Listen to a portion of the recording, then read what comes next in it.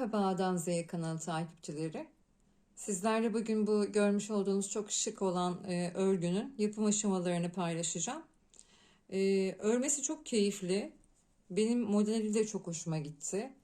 E, Çok her yerde rastlanmayan bir model türü. Bunu yedeklerinizde kullanabilirsiniz. Bebek battaniyelerinde altına pamuklu bir astar kumaş kullanarak da bebek battaniyesi yapabilirsiniz. Onun dışında pamuklu yazlık bir ipten de bebek pikesi olarak da yapabilirsiniz. Yeleklerde dediğim gibi bluzlarda şal olarak da kullanılabilir. Yapım aşamasına geçmeden önce kanalıma abone olmanız ve videomu beğenmeniz beni mutlu edecektir. Şimdi hemen yapım aşamalarına geçelim.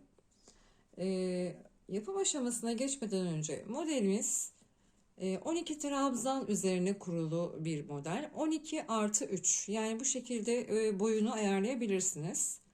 Ne demek istiyorum? Yani şurası 12 trabzanlık bir döngüden oluşuyor. 12 ve katları, yani 12, 24, 36, 48, her seferinde diyelim ki 24 iki katını kullanacaksınız. 24 trabzan üzerine yapacaksınız. Artı 3 trabzan ekliyorsunuz. Diyelim 48 trabzan, 4 katı 12'nin 48 trabzandan üzerinden yapacaksınız. O zaman da yine 3 trabzan ekliyorsunuz. Yani 48 artı 3, 24 artı 3, 36 artı 3 şeklinde örneğin kurulumunu yapmadan önce bu hesabı yapmanız gerekir. Ben burada 3 katı olan 36 trabzan artı 3 üzerinden çalıştım. Şimdi önce zincirlerimizi çekeceğiz. Zincire geçmeden önce sağlamlaştırma ilmeğimizi yapıyoruz. 42 tane zincir çekiyorum ben 36 trabzan yapabilmek için.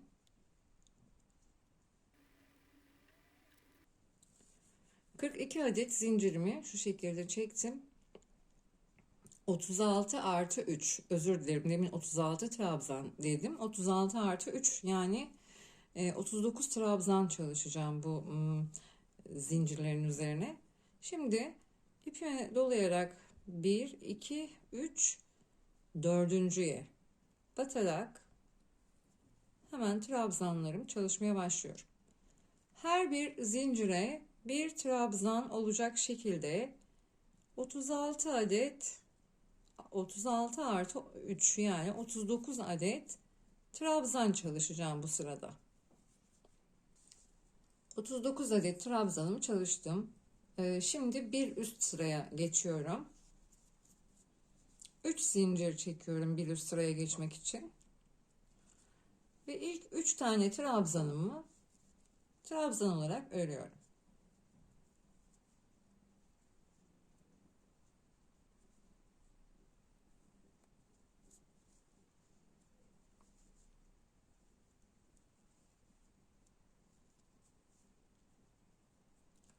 Evet, 3 tane trabzanımı şu şekilde ördüm. Şimdi burada 5 zincir çekeceğiz.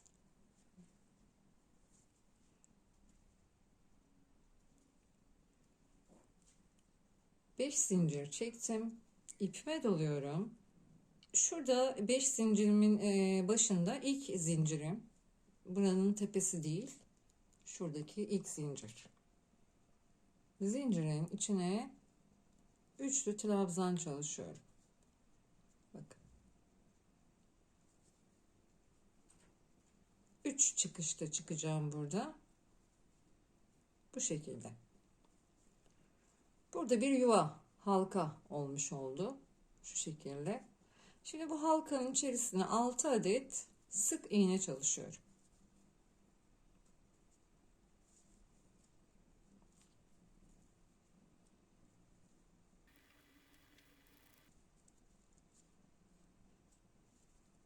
Evet, 6 adet sık iğneyi çalıştım. Şimdi bu halkanın diğer tarafına, zincir olan tarafına şöyle atlıyorum hemen. Buraya da 6 adet sık iğne çalışıyorum.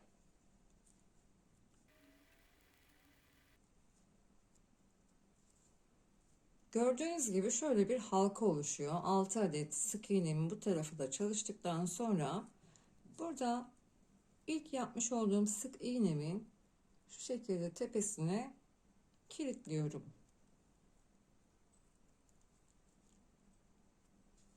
Ve bitirmiş oluyoruz. Şimdi ipimize doluyoruz. 1, 2, 3, 4, 5. 5. trabzanımın tepesine ikili trabzan çalışıyorum.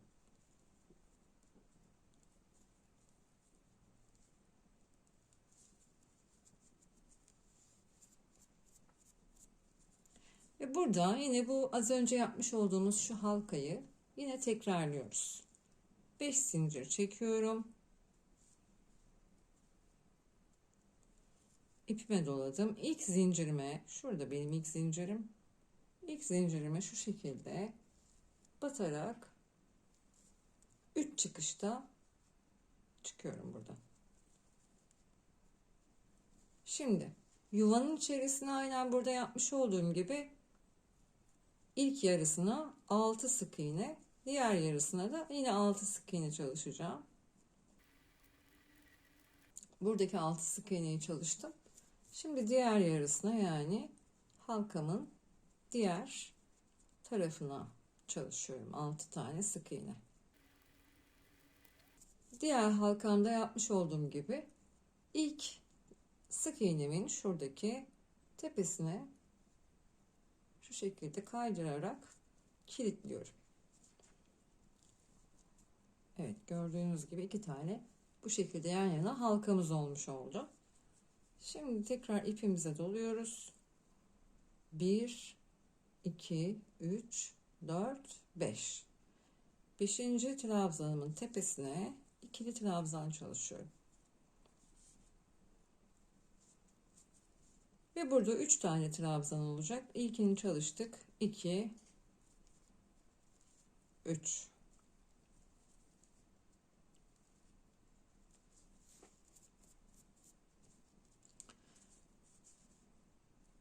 Şimdi tekrar şu 2 tane halkamı çalışacağım.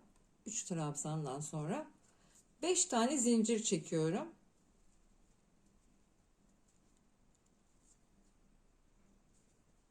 Ve ilk zincirime şuradan üçlü trabzan çalışıyorum. Tekrar 6 tane sık iğne çalışıyorum burada yine. Ve buradaki ilk yapmış olduğum sık iğnemin tepesine kilitliyorum. Şu şekilde hiçbir şekilde ip almadan. Evet, ilk halkamı yaptım. Gördüğünüz gibi. Şimdi tekrar ipimi doladım. Tığıma 1, 2, 3, 4, 5. trabzanımın tepesine ikili trabzan çalışıyorum.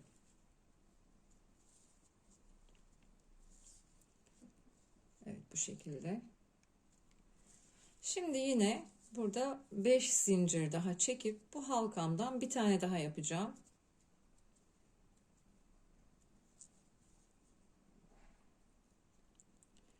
İlk zincirime battım. 3 çıkışta buraya bir halka oluşturmuş oldum. Buna 6 sık iğne çalışacağım.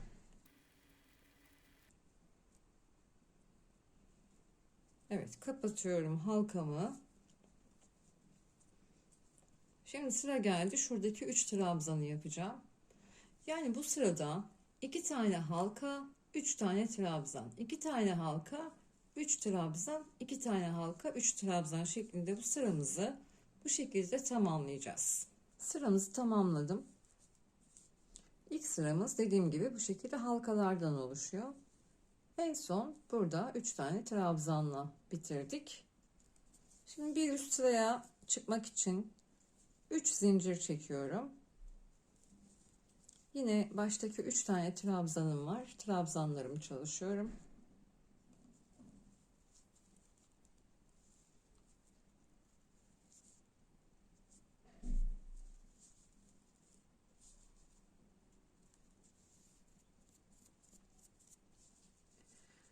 3 trabzanımı çalıştıktan sonra burada 2 zincir çekiyorum.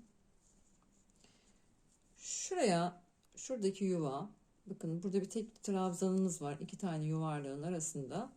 O trabzanın tepesinden bahsediyorum. Şimdi oraya ipimi doladım. Bu şekilde yükseltiyorum. Bakın.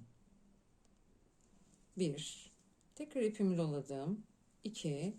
Aynı boya getiriyorum. Tekrar ipimi doladım. 3. Yine aynı boya getirdim. Tekrar aynı boya getirdim. Bu dördünü birlikte son ilmeğime kadar alıyorum. Ve tekrar ipime dolayıp hepsini birlikte alıyorum. Bu şekilde buraya 3 tane bunlardan çalışacağız. Önce 2 zincir çekiyorum. Şimdi ikinciyi yapacağım. Tekrar ipime doladım. Aynı yuvaya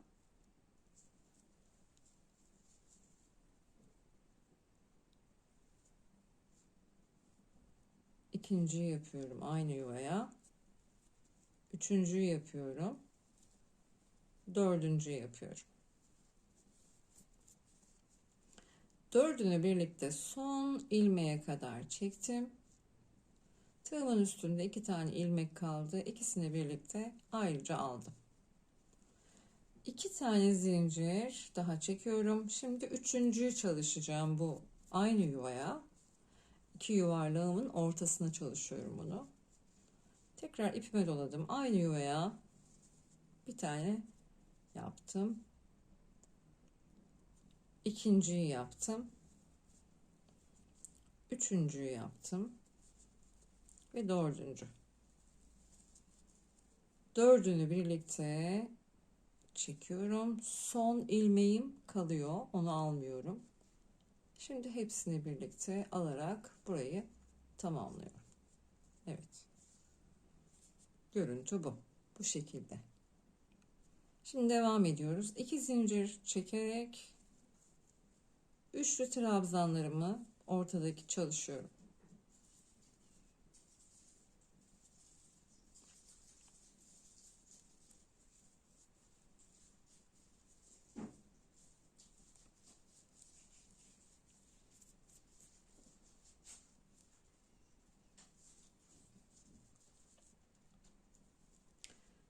Tekrar 2 zincir. Şimdi burada yaptığım işlemin aynısını bu sefer buradaki 2 halkamın ortasındaki trabzanın tepesine çalışacağım bu yuvaya. İpimi doladım. 4 kere buraya batıyorum.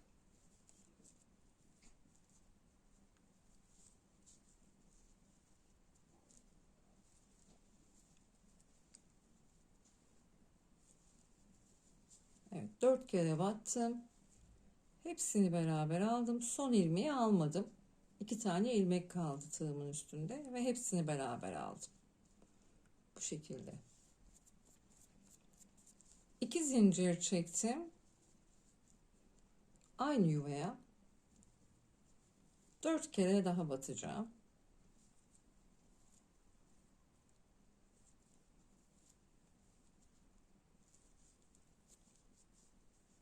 Tekrar hepsini beraber aldım. Son ilmeğimi almadım. Şimdi hepsini beraber bu ilmekle beraber aldım. Tekrar 2 zincir. Tekrar aynı yuvaya tekrar 4 tane batacağım.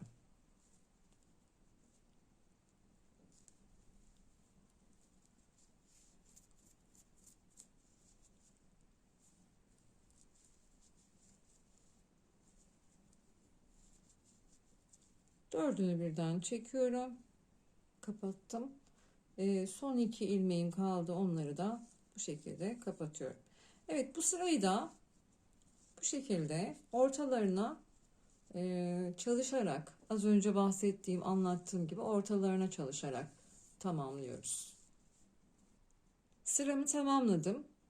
Tekrar 3 zincir çekerek bir üst sıraya çıkıyorum. Tekrar 3 trabzanımı, baştaki 3 trabzanımı çalışıyorum.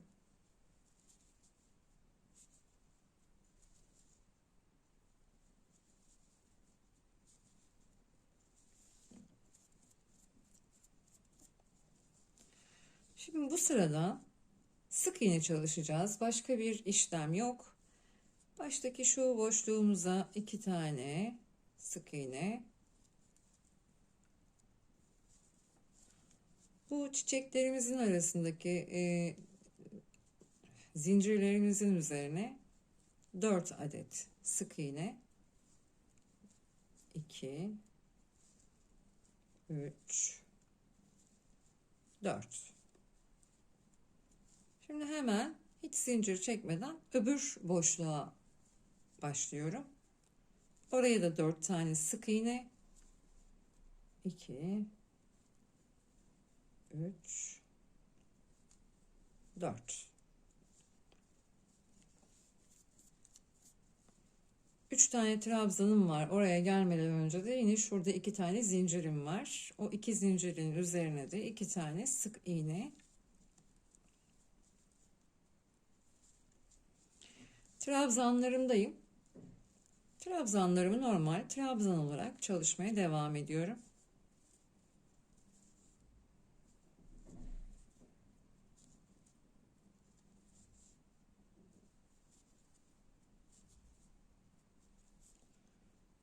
Bu sıramı da bu şekilde sık iğnelerle tamamlıyorum sıra sonuna kadar. Bu sıramı da tamamladım. Zaten modelimiz de hemen hemen ortaya çıktı gördüğünüz gibi. Şimdi bir üst sıraya yine 3 tane zincir çekerek başlıyorum. Baştaki 3 tane trabzanım var. Bunlar sabit. 3 tane trabzan. Onları önce çalışıyorum.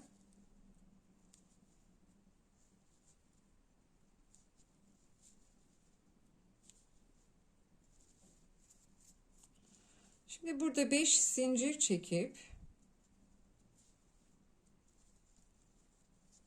buradaki en ortadaki şu ortadaki çiçeğimin tepesindeki sık iğne yaparak birleştiriyorum.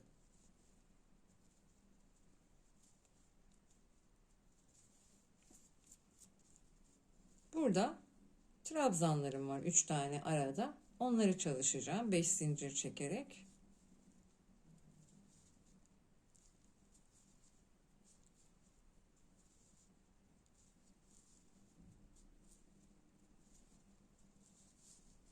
Evet, 5 zincir burada bu sırayı da bu şekilde tamamlayacağız. Tekrar özetleyeyim. 5 zincir çektik. Ortadaki yaprağımın, çiçeğimin tepesindeki sık iğneye battım ve oraya sık iğne yaptım. Bir 5 zincir daha çektim. Ortada ilerlettiğimiz 3 tane trabzanımız var. Onu yaptım. Şimdi yine 5 zincir çekip bunun ortasına batacağım. 5 zincir çekip trabzanlarımı yapacağım. Bu şekilde bu sıramı da tamamlayacağım. Sıramı tamamladım. Aslında örgümün, modelimin bir turunu da tamamlamış oldum böylelikle. Gördüğünüz gibi şimdi bir üst döngüye başlayacağız. 3 zincirle bir üst sıraya çıkıyorum. Burada 3 tane trabzanım sabit zaten. Onları hemen çalışıyorum.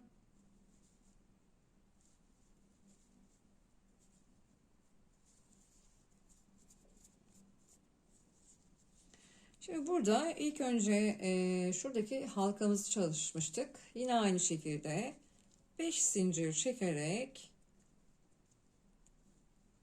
halkamı çalışıyorum.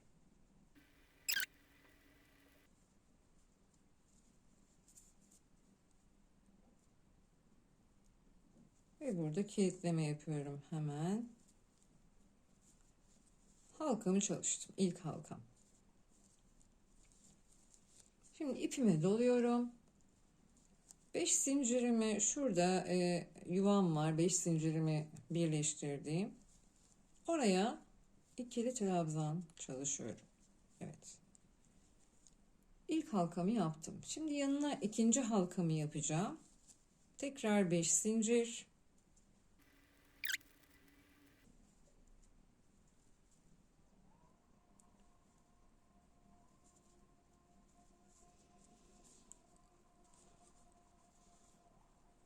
2 tane halkamı yine yaptım bir üst sırada. Burada gördüğünüz gibi. Şimdi burada sırada sabit olan 3 tane trabzanım var. Örgümün devam ettirdiğim sürece bunları örüyorum her zaman. O 3 tane trabzanımı hemen örüyorum.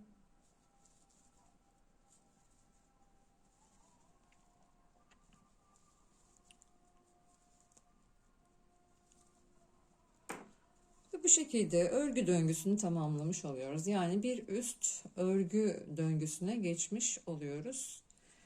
Umarım sizler de beğenmişsinizdir modeli. Ben çok beğendim ve çok farklı buldum. Ee, Sizler de eğer beğendiyseniz lütfen videomu beğenmeyi ve kanalıma abone olmayı unutmayın. Herkese mutlu günler diliyorum.